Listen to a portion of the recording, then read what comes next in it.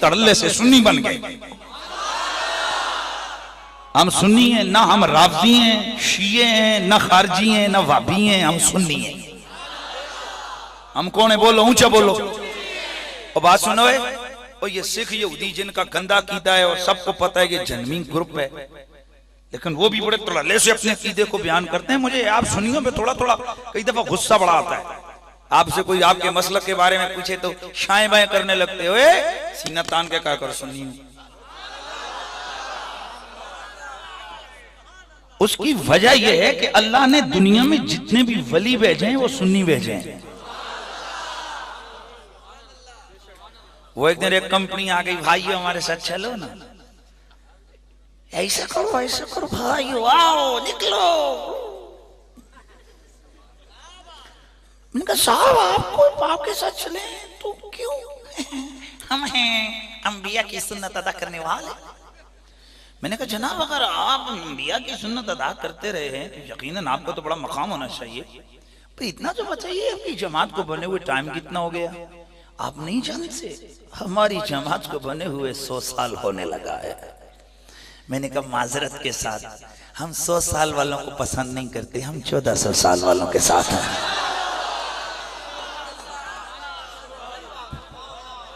तवज्जो है सबकी, इसलिए कि मेरा इमाम अबू बकर सिद्दीक है और अबू बकर सिद्दीक कोई 100 साल पुराना नहीं गुजरा है। अबू बकर सिद्दीक हमारा इमाम है तो यकीनन हमारी जमात भी बड़ी पुरानी है।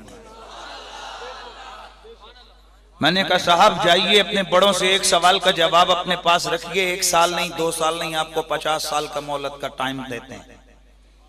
कभी जब कभी हिम्मत हो किसी के पास अगर जवाब हो जाए तो मुझे लाकर दे दो। बोला वो क्या? मैंने कहा अपने बड़ों से पूछ, अगर वो सच्चे हैं तो उनमें कोई वली क्यों नहीं आया? है ना हमारे वली है ना। मैंने कहा बाजार किधर है? तड़ल्ले से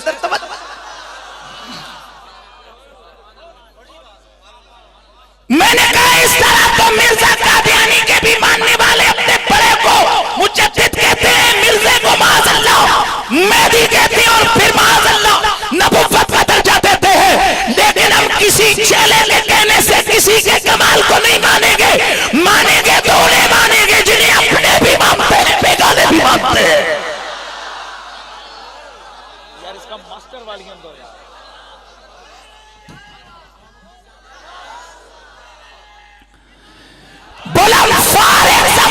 जैसे मिसाल दीजिए। मैंने कहा मिसाल यूं देता हूं, अशरफ अली थानवी लाहौर दाता साहब के मजार पे आया, सफरनामा लखनऊ मेरे पास मौजूद है, उसका पेज नंबर 171। तवज्जो से प्यार से ज़ौक़ का इज़हार कीजिए, सफा नंबर 170। ए वीर मेरे, ए तेरी मेहरबानी, बच्ची अगे मुमताज कादरी फड़े हुए।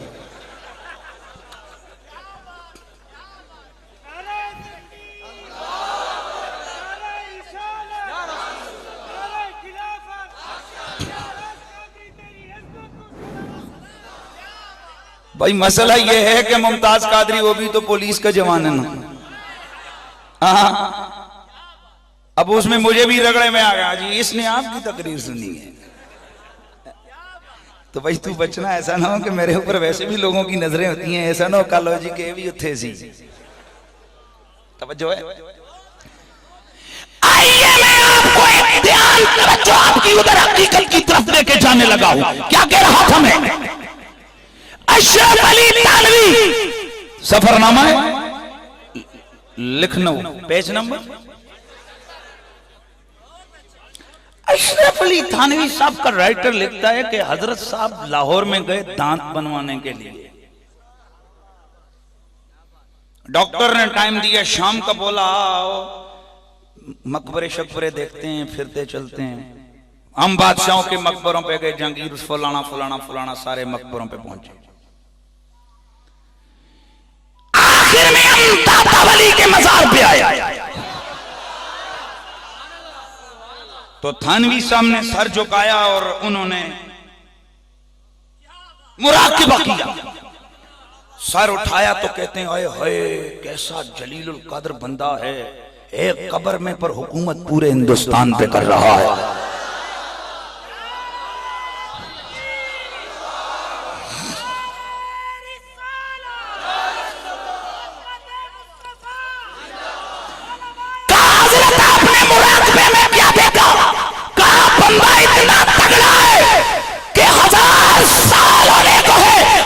फरिश्ते हाथ बांध के सामने खड़े हैं। वली है ना तो सदियां बीत गई हैं, यूं लगता है जैसे कल दुनिया से गया है। और जिनको तुमने विलायत के फंदे फड़ा के वो फड़के फड़ा के रखे हुए हैं, उनकी कब्रों पे कुत्ते भी नहीं पेशाब करने जाते। और उनको तुम कहो कि वो वली है, हम उन्हें वली मानने को तैयार नहीं है। क्योंकि वली की एक पहचान ये, मेरे रसूल ने फरमाई, अल्लाह ताला उसको यूदल कबूल फिल अर्द का दर्जा देता है, वो मखलूक की नजरों में पसंदीदा हो जाता है। तो मेरा तेरा मसलक मसलक के सहाबा हो, अहले बैत। ऊंचा बोल, मसलक के सहाबा हो, अहले बैत। और ये सहाबा और अहले बैत का अकीदा है। मौला अली ने हमें बतलाया है, अफजलुल बशर बादल अंबिया बित्तहकीक अबू बकर ने सिद्दीक। बात समझ आ रही है कि नहीं? और एक बात ज़हन में रखो, जो रसूल के कंधों पे बैठे रहे हमें उनसे प्यार है। जिन्होंने रसूल के कंधों पे सवारियां की हमें उनसे प्यार है। और जिनको रसूल ने कंधों पे उठाया उनसे भी प्यार, और जिनके कंधों पर मेरा रसूल बैठा रहा हमें उनसे भी प्यार।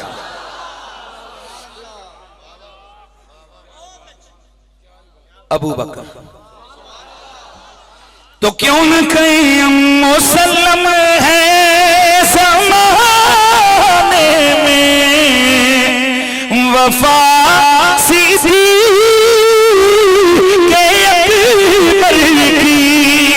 नहीं भूली है दुनिया को अदा सीधी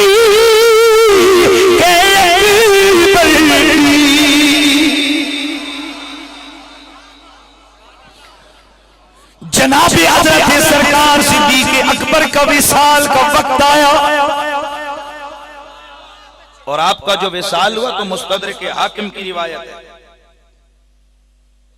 साहबा फरमाते हैं कि आपके विसाल का सबब आपकी जिस्मानी कमजोरी थी, बीमारी थी। और बीमारी का सबब क्या था? काना सबब मौत अबी बकर वफात रसूलुल्लाह माज़ाला जिस्महु यजरी हत्ता माता। जनाबे सिद्दीक़ अकबर से रज़ी अल्लाह ताला अन्हु ने रसूलुल्लाह से इतना इश्क और इतना प्यार किया। खुद बीबी पाक उम्मुल मोमिनीन सैयदा आयशा फरमाती हैं कि एक रात मैंने अपने अब्बा को देखा, वो बिस्तर पर करवटें ही बदल रहे हैं। मैंने पूछा अब्बा जान नींद क्यों नहीं आ रही? कहा बेटी कोई नहीं। मैंने कहा अब्बा जान बताएं ना। आपने फरमाया आयशा सच्ची बात तो यह है कि आका को देखे बगैर चैन ही नसीब नहीं होता।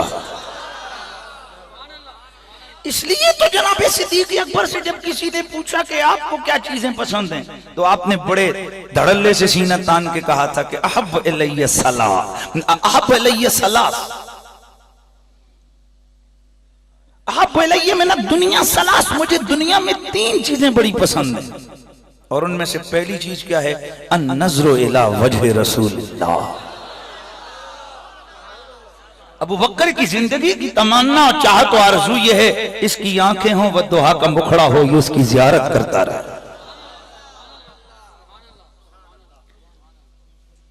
आपके विसाल का वक्त करीब आया, बीमार हो गए, तो आपने चंद नसीहतें की अपने घर वालों को। सईदा आयशा फरमाती सबसे पहले आपने पूछा कि अय्यु यौमिन हाज़ा, आज दिन कौन सा है? कालू यौमुल इस्नैन। साहबा बोले, बाकी जो पास थे कहने लगे आज सोमवार का दिन है। आपने फरमाया कि अगर मैं आज ही दुनिया से चल गया ना तो मेरा कल पे इंतजार न करना, मुझे जल्दी दफन करना। वजह फरमाया फइन्ना अहब्बल अय्याम वल लयाली इलैया अक़रबुहा मिन रसूलिल्लाह। मुस्नद अहमद बिन हंबल की हदीस है, जनाब सरकार सिद्दीक़ अकबर ने फरमाया इसलिए कि मुझे हर वो दिन और वो रात ज्यादा प्यारी है जो रसूल से ज्यादा करीब है। ये आप मतलब समझे इसका क्या है? यानी अगर मुझे एक दिन लेट दफन करोगे तो मैं दिनों के हिसाब से एक दिन रसूल से दूर चला जाऊंगा। मैं चाहता हूं कि मैं हर उस दिन और उस रात से प्यार करूं जो रसूल के ज्यादा करीब है। कंजुल माल के अंदर है, आपने हजरत मौला अली को बुलाया।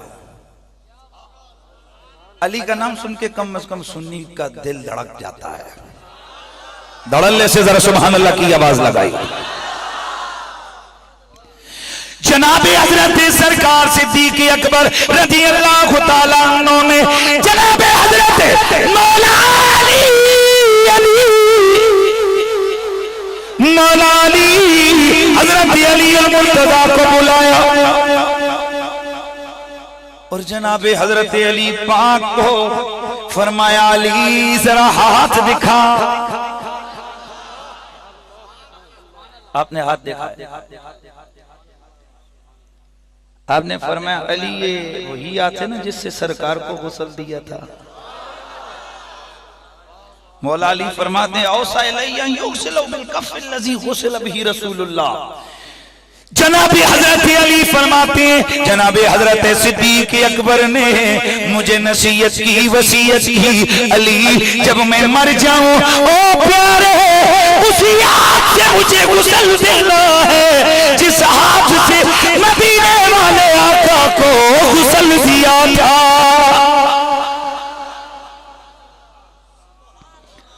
गौर करते जाइए। अब कोई पूछे जनाब वो गुस्ल तो 2-2.5 साल पहले दिया था और अभी आप उस हाथ को क्या कर रहे हैं? गोया सहाबी का नजरिया और अकीदा यह है कि निस्बत तो वही है ना। लेकिन तवज्जो फरमाइए, जनाबे हजरत सिद्दीक़ अकबर रज़ी अल्लाह तआला अन्हु ने हजरत आयशा सिद्दीक़ा को बुलाया। बेटी रसूलुल्लाह को कितने कफनों में, कितने कपड़ों में दफन किया था? अब्बाजान 3 कपड़े थे। अली आप भी थे? जी मैं भी था। कितने कपड़े थे? और तुम नहीं पता ना विचली गल सट किथे लगी है। कितने कपड़े थे? 3 कपड़े। फिर कदी तनु जदों किते नाल टाकरा होएगा ना तो फिर तनु समझ आएगी मैं की कह रहा।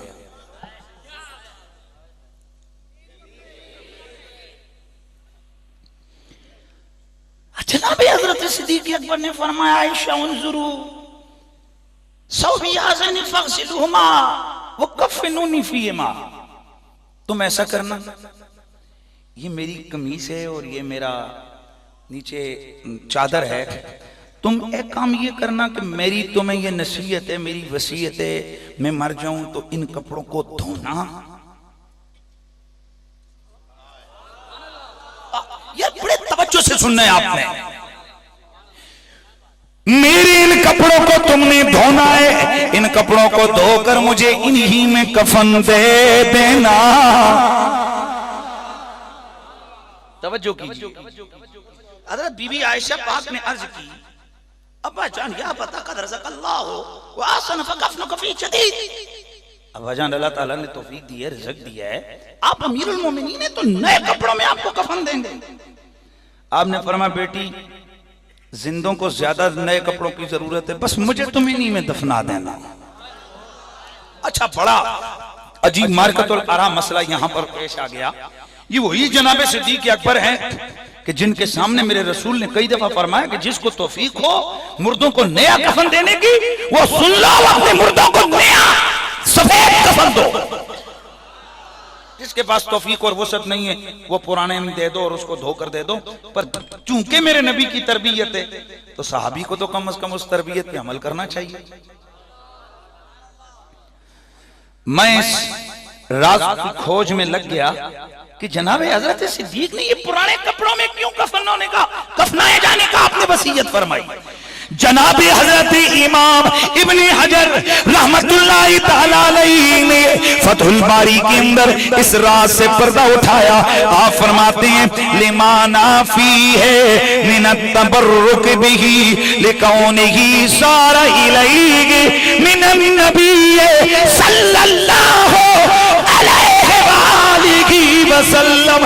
हजरत इमाम साहिब फतहुल बारी इमाम इब्ने हजर आप फरमाते हैं कि सरकार सिद्दीक अकबर ने उन कपड़ों में कफन दिए जाने की नसीहत इसलिए की थी, पुराने कपड़े इसलिए कहा था मुझे उनमें कफन देना, इसलिए कि वो जोड़ा वो था जो उन्हें सरकार ने तोहफे में दिया था।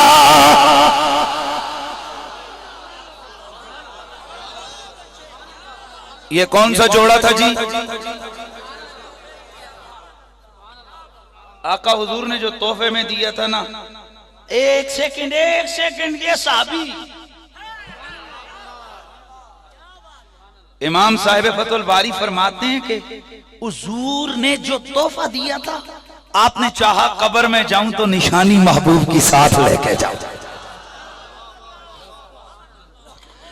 लेकिन साहिब फतहुल बारी का जुमला मद्देनजर रहे लिमाना फी मिनत तबर्रुक बिही।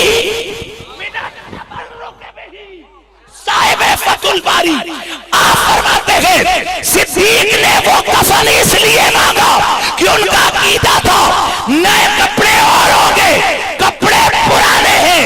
दिए हुजूर ने थे, चूंकि हाथ नबी के लगे थे, कब्र में भी इनसे मुझे बरकत मिलेगी, बरकत मिलेगी।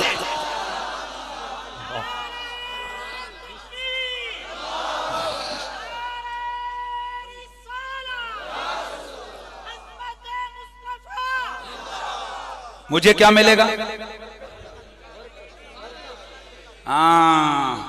अगर आज सुन्नी कभी जाके वली के मजार की चादर को हाथ लगा के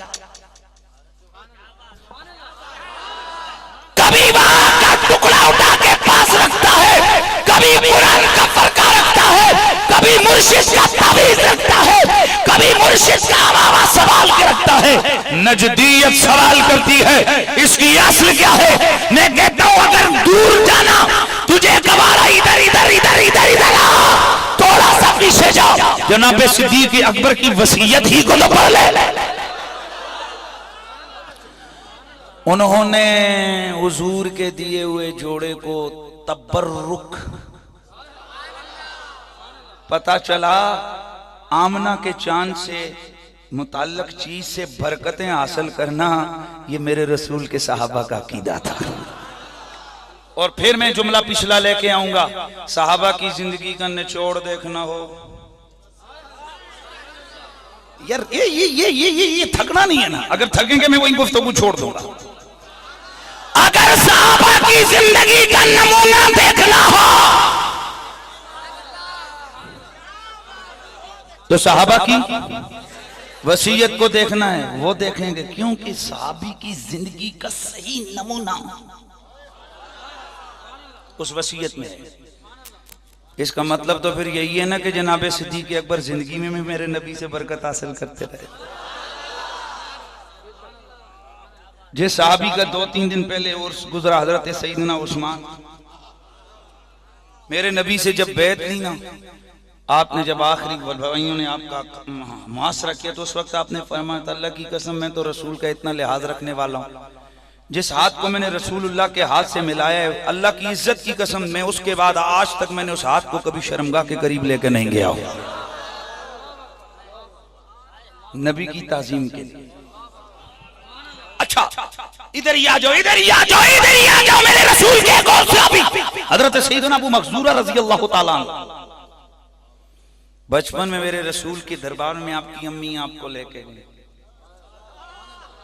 ए जड़ियां मामा सुन रही हो सुन लवो, मैं आज कट्टर सुन्नी इसलिए हूं कि मेरी मां सुन्नी थी। मदरसे में मैं बाद में आया हूं, मस्जिद में मैंने उस्ताद से बाद में पढ़े, मेरी माँ ने मुझे 11वीं वाले की लोरियां बचपन में सिखाई थी। मुझे आज भी याद है जब मुझे मेरी माँ गोद में सुलाती थी तो और याद नहीं है, पर यह लोरी मुझे आज भी याद है। मेरी माँ पढ़ती थी सल्ले अला नबी ना सल्ले अला मोहम्मद, लाखों दुरूदो लाखों सलाम बरूए मोहम्मद अलैहि सलाम, करोड़ों दुरूदो करोड़ों सलाम बरूए मोहम्मद अलैहि सलाम। ये मेरी माँ ने मुझे लोरी दी थी बचपन में, मुझे आज भी याद है। लिहाजा जितने भी सुनने वाले और कान खोल के सुनो, आज बहुत सारे नौजवान शादी करनी है वो रिश्तेदारियां देखते हैं, इसका अब्बा बड़ा अफसर है, पैसा अच्छा मिलेगा, तुझे खोती का सिर भी कोई नहीं देता। ये ड्रामे ना लगा। कई दफा हम लोग बरादरियों को देखते हैं, बरादरी की लड़की ये बाहर जाएगी, उसका अब्बा कौन है? उसका अब्बा कट्टर नजदी। मैं इसको घर में जाके सुनी कर लूंगा। लीजिए, वो बाबण साहब घर में आई, साहब अब्बा साहब तो जनाब जैसे ही तीसरा चौथा पांचवा दिन गुजरा ना, वो साहब तो गए ना जी। जाना कमा के लाएगा तो कुछ खाएंगे ना। नहीं सादे हो, समझ कोई नहीं आई।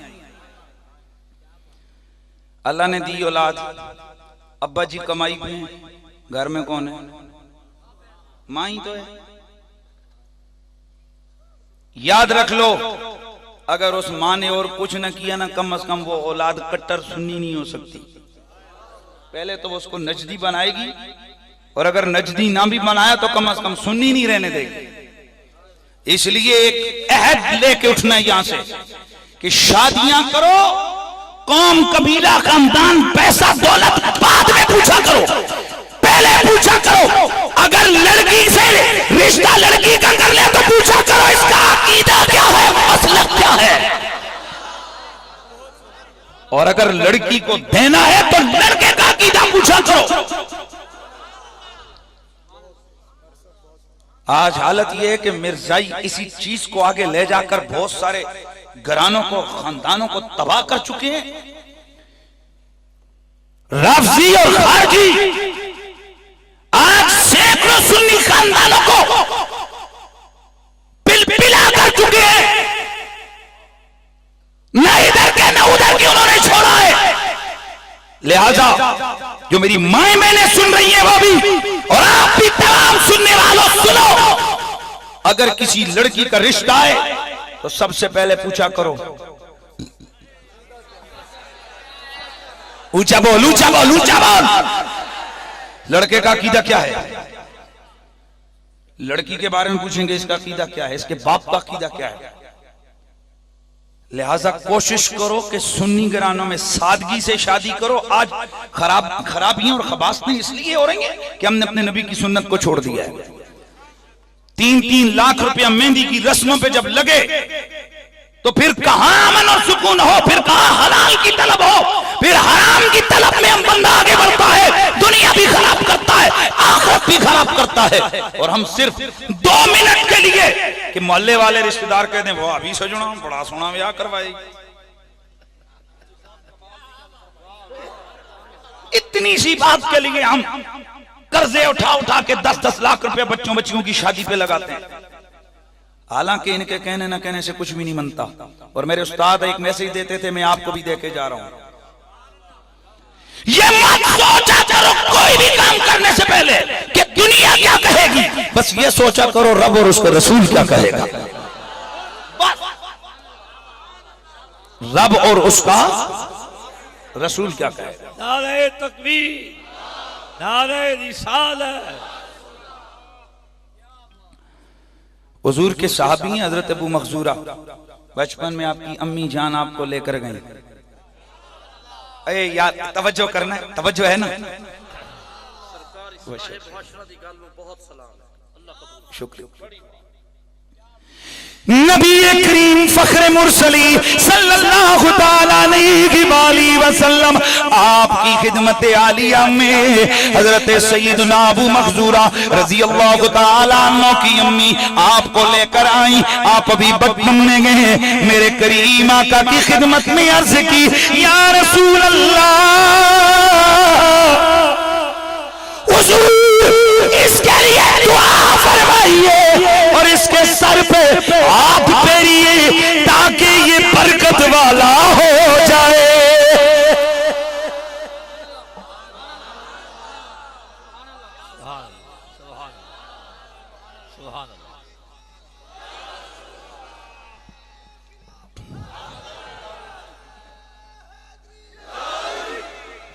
हजरत अबू मखजूरा की वालदा आपको लेके गई, मेरे नबी ने प्यार से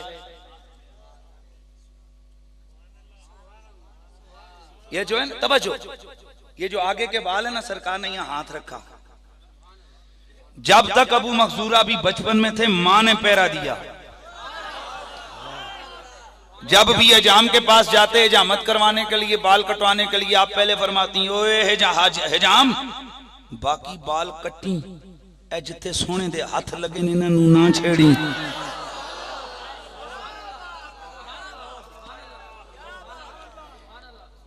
जिंदगी गुजरती गई, बचपन से लड़कपन, लड़कपन से जवानी, जवानी से बुढ़ापा हाल ये है कि वो जवान आपने छोड़े हुए हैं, जब आप बैठते गए वो बाल जमीन पे गिरते गए, लोग आकर कहते अबू मखजूरा इन्हें कटवा दो, इन्हें मुंडवा दो, आप तड़प के कहते गए और रब की कसम है हाज़िही बरकत रसूलिल्लाह, और ये बाल बाल नहीं है, ये अल्लाह के रसूल की बरकत है। नारे तकबीर, नारे रिसालत, नारे खिलाफत, ये अल्लाह के रसूल की बरकत गए। बाल नीचे जमीन पे घिसटते, अबू मखजूरा ने कटवा दो। फरमाया रब की कसम, अबू मखजूरा के दिल की तमन्ना है वो कब्र में जाए और कुछ हो या ना हो, नबी की बरकत साथ हो।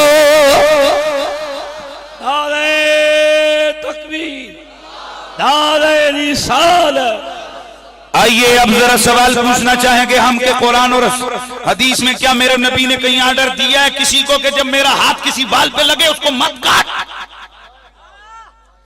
क्या कुरान में ये ऑर्डर मौजूद है कि अगर नबी हाथ फेर दे तो बालों को मत काटो?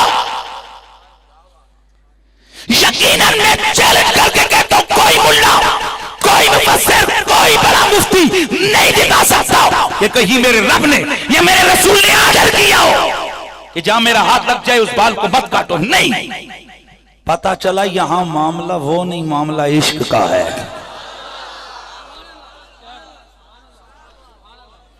इसीलिए किसी ने उस आशिक की इसी अदा को देखकर गोया कहा होगा, मुफ्तियां ने शहर ने गालिबन, ये एक तखय्युल है, मुफ्तियां ने शहर ने गालिबन उसे कहा होगा ओ नबी के गुलाम चल कटवा दे बाल। शरीयत ने कहीं,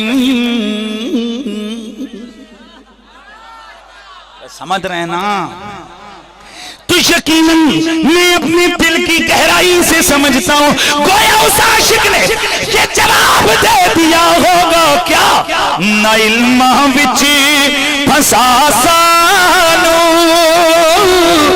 ना इल्म विच फसा सानू, कोई शार भी गल सुना सानू। नारे रिसालत, नारे रिसालत, ना इल्मा विच फसा सानो, कोई शार भी गई सुना सानो, उथे इल्मा दा सिक्का नहीं चलीदा, जिथे इश्क उड़ादा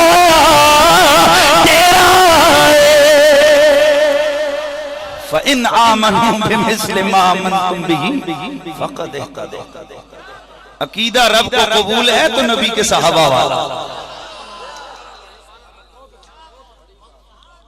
बात वो कर रहे थे कि सरकार सिद्दीक़ अकबर ने कहा कि ये कपड़ों में मुझे उन्हीं में दफन करना, और ये आमना के चांद की बरकतें। आओ जरा ये भी सुन लो, आगे भी सुनते हैं। सही ना, सरकार सिद्दीक़ अकबर वाला मामला उधर ही है, फिर उधर ही उनकी खिदमत में आएंगे। नबी पाक की ये गुलामा है हजरत सैयदा उम्मे सुलैम, और आपके बेटे हैं हजरत सैयदना अनस बिन मालिक। प्यार से सुभान अल्लाह की आवाज। उम्र मुबारक है हजरत अनस बिन मालिक की। बचपन में, क्या बोलिए, बचपन में रसूल अकरम फखरे दो आलम सल्लल्लाहु ताला अलैहि वसल्लम की खिदमत में आपकी वालदा आपको लेकर हाजिर हुई और अर्ज किया, सरकार मेरे बच्चे को दुआ दें ना। एक सेकंड रुको रुको रुको रुको रुको रुको रुको रुको। सहाबा ने दरसे तौहीद किससे सीखा था? रसूलुल्लाह से। क्या उनको नहीं पता था कि जो काम जरूरत हो अल्लाह से मांगो? इनको चाहिए था ना ये कहते अल्लाह जी मेरे बच्चे को ये कर दे, अल्लाह जी मेरे बच्चे को ये कर दे, अल्लाह जी मेरे बच्चे को ये। हुजूर के पास नहीं, आका दुआ फरमाना मेरे पुत्र के लिए। मेरे नबी ने 4 दुआएं दी। अल्लाहुम्मा अक्सिर मालहू व वलदहू वातिल उमरहू वग़फिर ज़ंबहू। या अल्लाह इस अनस बिन मालिक को लंबा ज्यादा माल दे, लंबी उम्र दे, कसरत माल दे और कसरत औलाद दे, और इनकी खताओं को मुआफ कर देना। हजरत अनस बिन मालिक फरमाते हैं 100 से ज्यादा तो पोते पोतियां नवासे नवासियां दफना चुका हूं। कितना बोलिए बोलिए। आले इसाबा फी तमीज़ सहाबा 100 से ज्यादा पोते पोतियां दफना चुका हूं। मेरी विरासत में मेरे लिए जो बाग अल्लाह ने मुझे मेरे नसीब में लाया ना, मेरे अब्बे की तरफ से मुझे विरासत में बाग मिला है। बाकी दुनिया के हर बाग का हर फल, हर दरख्त साल में 1 बार फलता है। मेरा बाग का हर बूटा 2-2 बार फलता है। ये तवज्जो है। मुझे बताइए कि क्या सर्दियों में मुल्तान वालों, क्या सर्दियों में आपके आम के साथ आम लगे? मैंने एक दिन एक साहब से कहा, मैंने कहा यार तुम्हारे मुल्तान में बड़ी गर्मी होती है। वो बड़ा मेरा स्टूडेंट था। मैंने कहा ओए मुल्तानी, तेरे यार बड़े मुल्तान में तुम्हें तो पता नहीं क्या है। मुझे बड़ा फौरन जवाब दिए, कहते हजरत उस्ताद गिरामी बात यह कि गर्मी सहते हैं पर मीठे मीठे आम भी तो हम ही को मिलते हैं ना।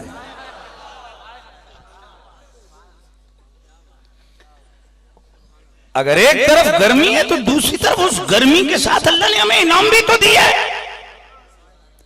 अब यहाँ पे एक बाबा खड़ा हो जाए और जाकर ऐलान कर दे, आओ आओ दिसंबर के आम खाओ।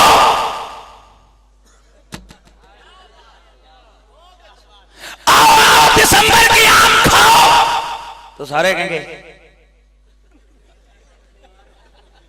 जाओ जाओ घर को जाओ, हमें ये उल्टी बातें मत सुनाओ। ये आम कब लग गए? दिसंबर जनवरी में। ये गर्मियों का फल है। साहबी रसूल फरमाते हैं मेरा बाग खजूरें होती साल में 2 दफा, एक गर्मियों का फल, एक सर्दियों का फल। आए हाय यार, आप इधर इलाके में खजूरें भी होती है कि नहीं? होती है ना। अगर यहाँ नहीं थोड़ा इधर आगे निकल जाओ, मुजफ्फरगढ़ डेरा गाजी खान इस तरफ, तो आपने सहरा में देखा कि खजूरों के दरख्त हैं। उनका भी वही सीजन जो आम का सीजन, सख्त गर्मी में पकती है खजूर, तो आप फरमाते 2-2 फल गर्मियों का। जुमला बोलने लगा हूं और अगर आपने तबीयत खुश की तो आगे जुमले अर्ज करूंगा, वगरना टरखा जाऊंगा, पक्की बात कर रहा हूं।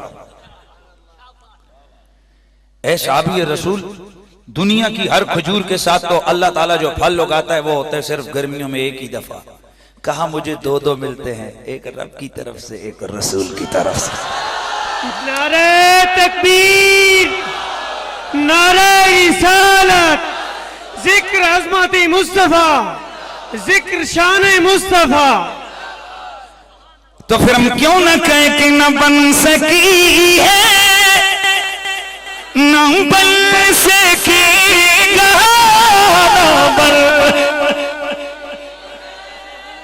मास्टर वालियम दो यार, वालियम दो। न बन सकी है, न बन सकेगा, न बन सकी है, न बन सकेगा, मिसाल तेरी, जवाब तेरा।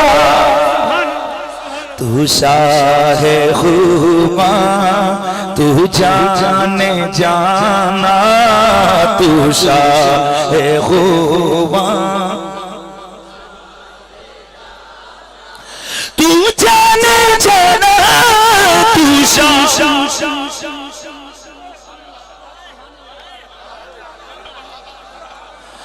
तू शाहे खूबा, तू जाने जाना, तू शाहे खूबा, तू जाने जाना, है चेहरा उम्मुल किताब तेरा।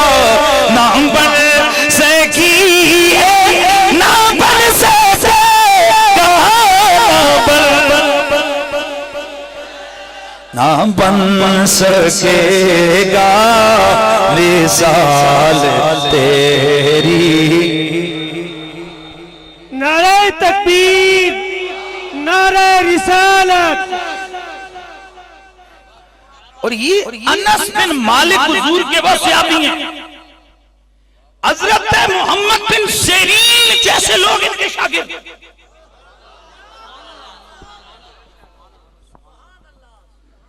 हजरत साबित अल बनानी जैसे लोग इनके शागिर्द। इतनी लंबी उम्र। अब तवज्जो करना है आपने, सब हाजिर होना।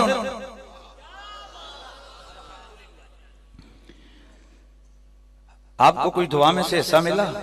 कहां? सरकार ने माल के कसरत की दुआ की थी। मेरा कभी कोई दरख्त खाली नहीं गया। क्या बोलते हो जिस दरख्त के सब फल ना लगे? अफल, टोड, बट जो भी है ना, बोलो ना, शर्माते क्यों? खजूर अगर उसके साथ न लगे उसको कहते हैं दरख्त बांझ हो गया। उसका एक ही इलाज है,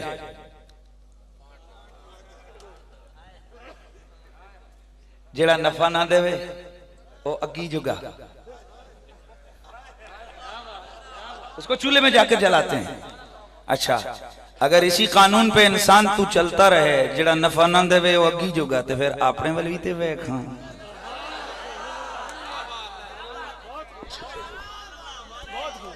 नारे तकबीर, नारे रिसालत, नारे खिलाफत, नारे। और यहां मैं एक नसीहत देने लगा हूं, तवज्जो फरमाइए, शायद कि उतर जाए तेरे दिल में मेरी बात। कुत्ता नापाक जानवर, अगर किसी जानवर को पकड़ ले, उसके मुंह में मर जाए तो वो हराम। ओके। लेकिन अगर यही कुत्ता आपने इसको इशारों पर सिखाया हो,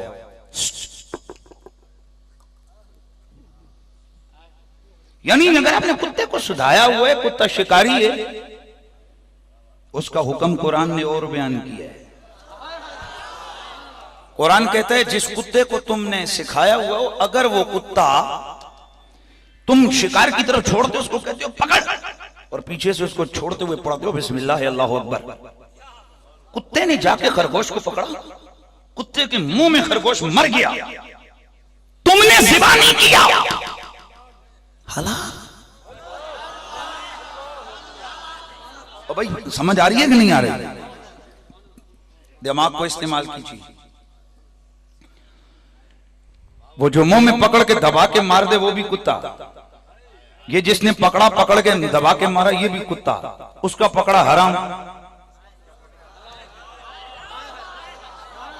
इसका पकड़ा हलाल। कुरान है यार, है सूरा नाम, मैं नहीं कहता, कुरान कहता है।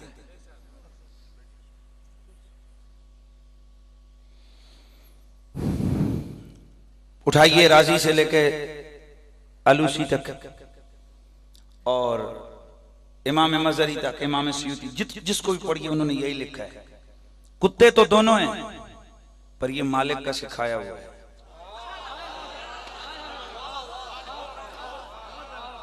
इसका मुंह को पकड़ा हुआ इसलिए हलाल है कि ये मालिक के इशारों पे चलता है। मालिक कहते हैं सीटी बजा के पकड़ तो पकड़ लेता है, छोड़ तो छोड़ देता है। मालिक कहते हैं खा तो खाता है, कहते हैं खड़ा रहे तो खड़ा रहता है। अल्लाह अकबर। साहिब तफसीर रूहुल बयान आप फरमाते हैं कि अगर नजस पलीद कुत्ता मालिक के इशारे समझे, कुत्ता अगर मालिक के इशारे समझे, उसका हुक्म दे, इतना पलीद है पर उसका पकड़ा हुआ हलाल होता है। ए बंदे अगर तू अपने मालिक के इशारे समझ जाए। और मैं जरा एक जुमला और अर्ज करने लगा हूं। मेरी कोशिश होती है कि मैं कोई भी बात करूं तो मैं थोड़ी सी तहकीक के अंदर जाकर जरा बात करूं। तवज्जो फरमाइए। हमारे रावलपिंडी के अंदर एक पूरा सेंटर है, डॉग सेंटर। वहां के एक मेजर साहब मेरे ताल्लुक वाले एक दिन मेरे पास आ गए। मैंने पूछा साहब ये कुत्ते जो आप सिखाते हो और इतने ट्रेंड होते हैं, कई दफा एक्सरे मशीन में से बारूद शारूद और वो मंशियात वगैरह वो नहीं पकड़ी जाती, कुत्ता पकड़ लेते हैं, पता है आपको? एयरपोर्ट्स के ऊपर अमेरिका ने 4 करोड़ रुपए की मशीन हमारे इस्लामाबाद एयरपोर्ट पर हमें दी। खुद एंटी नार्कोटिक फोर्सेस के लोग मेरे दोस्त थे, उन्होंने मुझे बताया कि जनाब कई दफा ऐसा हुआ मशीन में से ऐसे ट्रैक खेला है स्मगलरों ने कि मंशियात वहां से निकली, हमने कुत्ते के जरिए पकड़ ली। कैसे? बांध, तवज्जो है, बांध बैग कुत्ते के सामने रखते हैं, वो बता देते इसके अंदर क्या है। नारे तकबीर। बस तवज्जो फरमाइए, कुत्ता उस 15 पर्दों के अंदर बंद चीज को बता देता है। इसको खोलो, इसके अंदर क्या है। मैंने उस मेजर से पूछा यार ये कुत्तों को सिखाते कैसे? उसने कहा बड़ा सिंपल तरीके। मैंने बोला वो कैसे? कहा इस तरह के हम सबसे पहले इन कुत्तों को भूखा रखते हैं, फिर उसके बाद इन्हें सोने नहीं देते। जब सोने भी नहीं देते और खिलाते भी बहुत थोड़ा है, तो इनकी इसके अंदर इतनी पावर आ जाती है कि ये पर्दों के अंदर की चीज को भी समझ जाते हैं। अगर कुत्ता कम खाए, अगर कुत्ता कम सोए, उसकी निगाहें अंदर के पर्दों से चीज को निकाल के रख देती हैं। ऐ इंसान, तुझे तो रब ने अशरफुल मखलूकात बना रखा है। लेकिन साहब हमारा आगाज भी सोने पे, हमारा इख्तिताम भी सोने पे, खाना पीना सोना यही हमारी जिंदगी है। बस आइए जिक्र रसूल की इस महफिल से इतना मैं भी और आप भी हम थोड़ा सा नसीहत पकड़ लें कि अगर ज्यादा नहीं तो कम से कम नमाज के लिए तो जागें। इतना ही अगर हम लोग कर लें तो चूंकि हम नबी वाले हैं ना, वैसे तो हमारी कोई हैसियत नहीं है, लेकिन सरकार के सदके रब ने इतना भी करम किया है कि अल्लाह ताला के जब हम फर्ज अदा करते हैं ना, नफल को छोड़ फर्ज, उसमें भी अल्लाह ने हमारे लिए बड़ा कमाल अता किया। तो खैर बात दूर निकल गई। हजरत अनस आपने क्या फरमाया? साल में जल्दी से यार, जल्दी से, ये थकावट के रंग नहीं आना चाहिए। कितनी मर्तबा पाक पल देता? 100 से ज्यादा पोते पोतियों को दफना चुका हूं। इसका मतलब है उम्र कितनी है? और औलाद कितनी है? ये हो गई फलवी। फरमाया चौथी जो दुआ थी ना सरकार की, उम्मीद है कि अल्लाह उस दुआ को भी कबूल करे। तो सरकार का विसाल हुआ। एक दिन किसी ने आके पूछा, अनस मा कुल तफी हबीबे का, अनस सारी जिंदगी तो आका हुजूर के बुए के चक्कर काटते काटते गुजारी है, मा कुल तफी हबीबे का, आप क्या कहते हो सरकार के बारे में?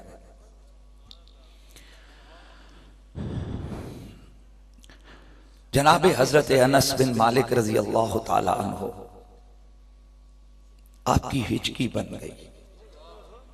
आपने फरमाया मा मिन लैलतिन इल्ला व नरा फीहा हबीबी सुम्मा यबकी। हजरत सरकार